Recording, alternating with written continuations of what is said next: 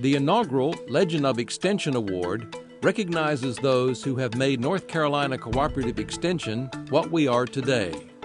Going forward, these awards will recognize cooperative extension leaders who continue to make North Carolina a progressive state. An alumnus of the Missouri 4-H program, Dr. Chester Dunlap Black served as North Carolina 4-H leader from 1970 to 1975. As 4-H leader, he sought to expand 4-H's influence in cities, towns, and rural areas. At that time, North Carolina 4-H agents were either assistant agricultural or assistant home economics agents. Black cooperated with a small group of 4-H agents to convince the extension director to professionalize the 4-H agent position. He also initiated the addition of a 4-H paraprofessional into the staffing model for county programs. As a result, the North Carolina Association of Extension 4-H agents was founded in 1972. Dr. Black served as director of North Carolina's Cooperative Extension from 1982 to 1989. Among his many awards and honors, Black is a member of the National 4-H Hall of Fame and a recipient of the College of Agriculture and Life Sciences Retired Faculty Resource Development Award. Wilson County native Dr. Thomas Carlton Blalock was North Carolina State 4-H leader from 1964 to 1970. He served as director of the North Carolina Cooperative Extension Service from 1978 to 1981. He also has served as president of the 4-H Development Fund and the Cooperative Extension Service Fund, and as executive vice president of the Tobacco Growers Association of North Carolina. During his 30-year career, he led the integration of 4-H and the Extension Service. He shifted 4-H from a school-based program to a community-based organization, introducing 4-H programs in urban areas. In 2006, Blalock became the third North Carolinian to be inducted into the National 4-H Hall of Fame.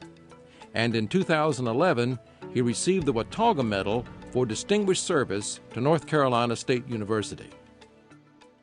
From his beginnings as a county 4-H agent and later as a state 4-H specialist at North Carolina A&T State University, William C. Cooper had an integral role in helping integrate 4-H programs in North Carolina. When he came to A&T in 1945, Cooper led the state 4-H program for African American youth in 43 counties. He was instrumental in starting the state's first camp for African American 4-Hers, Camp Mitchell, which opened in 1956 in Onslow County. Cooper was also appointed by federal officials to lead a Southern Regional 4-H committee of black leaders that found sponsors for awards and incentive programs they designed for black youth club members. Ada Braswell Dalla Pozza served North Carolina Cooperative Extension for more than 70 years as an agent, faculty member, mentor, and volunteer. Miss Ada, as she is affectionately known, was a pioneering educator who devoted decades to improving the lives of North Carolinians.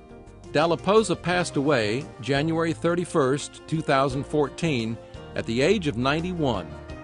Her accolades include the North Carolina State University Alumni Association Award of Merit, the NC State Grange Woman of the Year, and National Association of Extension Family and Consumer Sciences Distinguished Service Award. She also was named to the North Carolina 4-H Hall of Fame and the inaugural class of the North Carolina Family and Consumer Sciences Foundation Hall of Fame. Dr. Daniel D. Godfrey was appointed as North Carolina's first 1890 Extension Administrator in October of 1978. His appointment was another significant step in the advancement of cooperative extension at North Carolina A&T State University, because the administrator position there holds equal authority to that of the state director position at NC State University and at other 1862 schools. Godfrey also served from 1994 to 2000 as Dean and Research Director of A&T School of Agriculture and Environmental Sciences, in concert with his tenure as Extension Administrator. In 2000, Godfrey became the second African American Extension Administrator ever to lead the National Extension Committee on Organization and Policy. He retired from his administrative duties in 2001, but continues to serve and advise several agriculture-related boards and committees.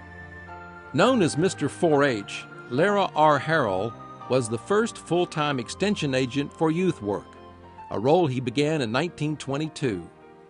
In 1926, he was named State 4-H Club Leader, holding that position until 1963. During the 1930s, North Carolina 4-H grew, expanding to all 100 counties. During Harrill's tenure as State 4-H Leader, the organization's annual membership increased from 20,000 to 160,000 youngsters, the largest 4-H enrollment of any state in the nation. Harrill provided leadership to more than 3 million young people during his service. Throughout his career, he stressed the citizenship and character-building aspects of 4-H and promoted the development of the skills that could be learned from 4-H projects and demonstrations. An alumnus of North Carolina A&T State University and a one-time 4-H county agent, Robert Earl Jones was hired at his alma mater in 1936 as the first full-time African-American 4-H leader. In 1939, he started the 4-H Mirror, the first monthly newsletter chronicling the activities and accomplishments of African-American club members. Jones later succeeded John Mitchell as State Supervisor of African-American Farm Agents. He was appointed Assistant Director of the Agricultural Extension Service, but continued to maintain his office at North Carolina A&T. Jones was the first African-American to serve on the National Extension Committee on Organization and Policy. Among his many awards, he received the U.S. Department of Agriculture's Superior Service Award in 1959 and NC State University's Gamma Sigma Delta Certificate of Merit. In 1919, along with 40 other African-American women, Dazelle Foster Lowe was hired as an emergency home demonstration agent to meet the needs of homemakers during World War I. These agents were employed during the summer to teach African-American clients to can and preserve their fruits and vegetables in order to contribute to the war effort. Additionally, Lowe and others taught lessons on sanitation, health, and home improvement. Lowe worked in Davidson County and was made a full-time home demonstration agent in 1923. By 1929, she was assigned offices at North Carolina A&T, where she helped bolster the 4-H program. Lowe, with support from other African-American home agents, helped start a college loan program for African-American 4-H girls. Jane Simpson Mckimmon not only made groundbreaking changes in the North Carolina Cooperative Extension Service, she also helped to change the way that women cared for their families. She served as State Director of the Women's Division of the Farmers Institutes from 1908 to 1911, when Dr. I.O. Schaub encouraged her to accept the position as the first North Carolina State Home Demonstration Agent. Mckimmon established tomato clubs for young girls to learn and practice new agricultural techniques in the growing and canning of tomatoes. Mckimmon retired from home demonstration work in 1937, but continued to serve as Assistant Director of the North Carolina Agricultural Extension Service until 1946. Mckimmon died at the age of 90 in 1957, and the Mckimmon Center for Extension and Continuing Education is named in her honor. As an agent who had worked in Columbus and Pasquotank counties, John W. Mitchell was appointed a district agent and relocated to North Carolina A&T in 1929. By 1931, Mitchell and Dazelle Foster Lowe had helped increase enrollment of African-American 4-H youth to nearly 5,000. Mitchell later became the first African-American supervisor of African-American farm agents in the state. Eventually, he moved to the U.S. Department of Agriculture in Washington as a field agent for the Federal Extension Office. Camp Mitchell, the 4-H camp, was named for John Mitchell. Ira Obed Schaub was North Carolina's first Corn Club agent, pioneering the agricultural club work that would evolve into Extension 4-H. As the number of corn clubs grew, poultry and pig clubs were added. In 1924, Schaub became director of the Extension Service, serving in that capacity until his retirement in 1950.